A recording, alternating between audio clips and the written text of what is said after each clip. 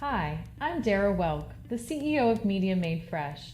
Our company's worked with thousands of businesses to help them get ranked online and in their industries. Our strategies deliver results, and this 6-part series, Marketing Made Fresh, will give you the tools that you need to make a splash in a digital world. This first part, You Are a Brand, will set the stage for all of your digital marketing campaigns. No matter what you do, no matter what your size, you are a brand. Before we begin, I'd like to tell you a little bit about Media Made Fresh. Our company was founded in 2013. Our executives have decades of experience working with large corporations, startups, small businesses, and nonprofits. We've worked with Google and Facebook since their inception. We specialize in strategy, technology, digital marketing, search engine optimization, social media marketing, and creative services. 100% of our services are completed in-house.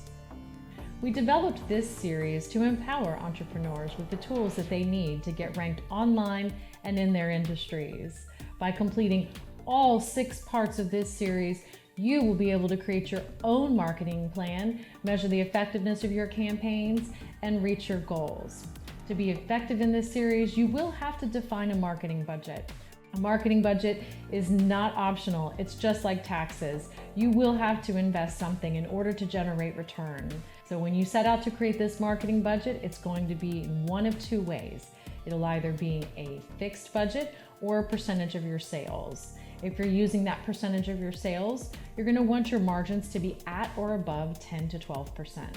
If you're going to use a fixed budget, something you can afford, we like to pull in a term from the tourism industry called ZOPA, which is Zone of Potential Agreement. That's that sweet spot in your budget. Imagine your perfect vacation that you take every year. You plan it out to the T with the flights, the budgets, the excursions, the nights out, all those things combined.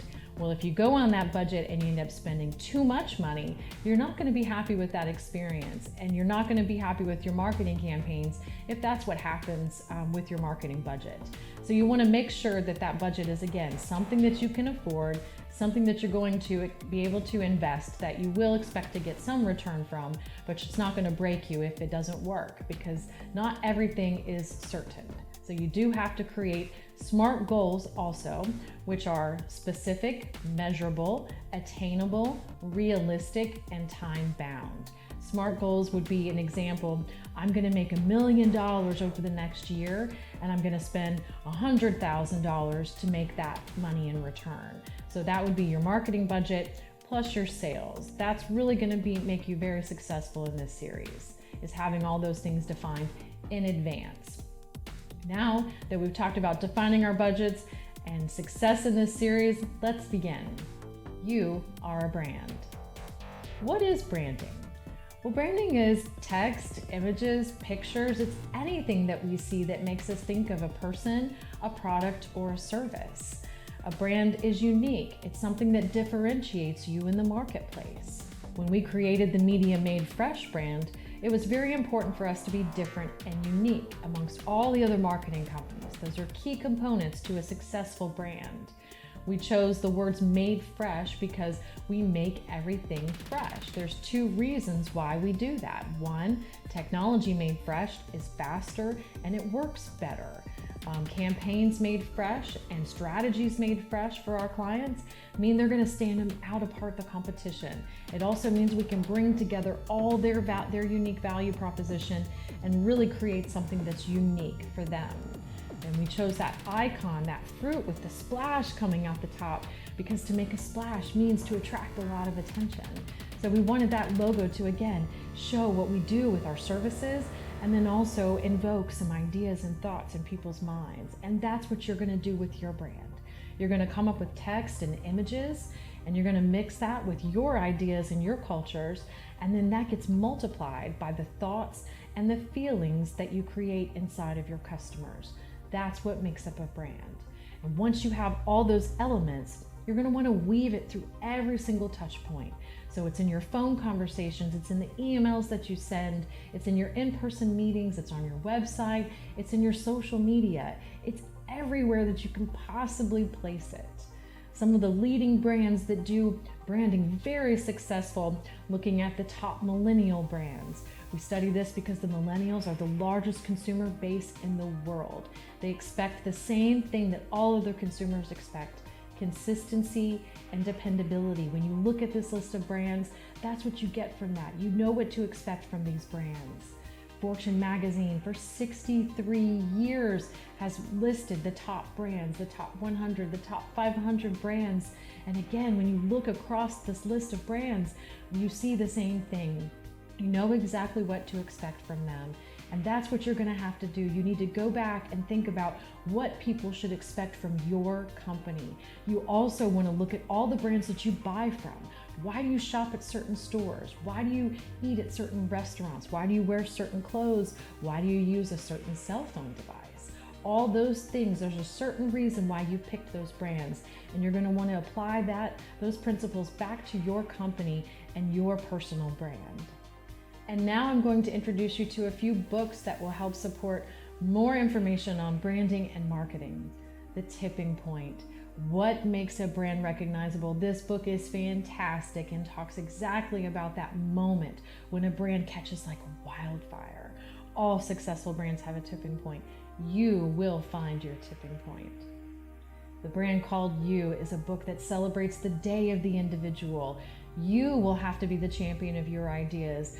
You're responsible for building loyalty, loyalty, loyalty. Crushing It is another great book that talks about practical advice and real life stories so you can start living life on your own terms and do what you love. When you do what you love, people will rally around you and support you. And now for a couple of case studies. Small local brand that started from basically nothing, Salt Life, founded right here in Media Made Fresh's hometown by contractors in their 30s. That brand embodies the salt life, fishing, outdoor lifestyle. When they were driving over the intercoastal, they could smell that salt air, and one guy was in the car rapping about the salt life. And they went immediately to a tattoo shop and had the logo drawn out. And one guy loved it so much he had it tattooed on his throat. And they went out and printed shirts and stickers, and they started selling them right out of the trunk of their cars at events and trade shows. That is a grassroots brand. It really was started from nothing. They found their tipping point when they did a licensing deal with ING. They had reached a plateau within the business and couldn't grow it anymore. So again, just because you start from nothing, you have no ideas, no skills, it doesn't mean you can't be something. If you create a brand that people can rally around, it's incredible what you can do and what you're capable of. Starbucks is a global case study that I love to talk about because it's studied by business leaders all over the world, but it also, a lot of people don't realize that they never had to advertise. They really built their entire business off of consistency and dependability. Their tipping point was choosing not to franchise when they took off, when the brand really started to make it. And by doing that, they were allowed to maintain complete ownership and control over all the branding principles, all the experience that they expected to create in every Starbucks in America and around the world. So when you hear those things and all that stuff we talked about, making a successful brand, your brand and all the things that you do become your promise, and you're only as good as the promise that you keep. So now, let's go over 5 things that you can do to start generating more revenue in your business today. First, we must define that value proposition. You need to weave it through all of your marketing materials, your vision, your mission statements. You need to meet with all of your employees and make sure everybody understands what that value proposition is, how your brand is unique, and what you're going to bring to the table that's different than your competitors. Second, you're going to want to weave your brand and that value proposition through everything that you do. So you want to make sure that you have branded apparel and merchandise and business cards with your taglines and all the things that you do. We've got products and services listed inside of ours so people really understand who we are. That's the type of stuff you need to create for your business. Make sure your website has all the messages on there. You've got videos and posts and things that really show what your value proposition is and how you're different from your competition. Third, You want to market to the influentials. These are not the most affluent or educated people, but they're the one person out of 10 that tell all the other 9 what to do. These are the people that you want to meet and invite to lunch and network with. They're going to be the most active online, and they're going to be the most active offline in their communities. These influentials are a highly coveted marketing audience. Fourth, you're going to want to become an influencer. What does that mean? That means that you're no longer going to settle for being in the middle of the pack. You're going to rise to the top of your industry. You're going to be the leader in innovation. You're going to be the leader in customer experiences. You're going to lead the pack in changing and solving customers' problems for free. You're going to want to make sure that you build a community around your ideas. And finally, you're going to want to earn positive interactions online. This is reviews on all your website, your Facebook page, all your social media profiles. You can get testimonials in text and video form on your website. You want to make sure you're getting engagement with all your posts, likes, comments, and shares. Really look at the data to make sure that those posts are generating the results. And if you've got good content, you can also get that content hosted on third-party websites. A lot of times people want to have another place to review and evaluate you. So by getting your content on third-party sites, that helps push more traffic to your site, more Google juice to your site, but it also allows them to evaluate you in a safe place. So now let's recap what we learned today. Defining a marketing budget. Again, this is a fixed budget or a percentage of your sales. You have to have SMART goals. We talked about branding and the key elements of what makes a successful brand. We went over some leading brands and some case studies so that you can go back and really think about why you buy from different brands. What is it that makes them different and unique? We talked about putting your branding at every single touch point, weaving it through everything that you do, earning positive reviews and interactions online, and marketing to those influentials.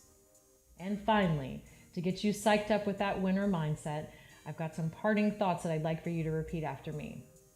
I am an influencer, influencing influentials. My brand has value. I will find my tipping point.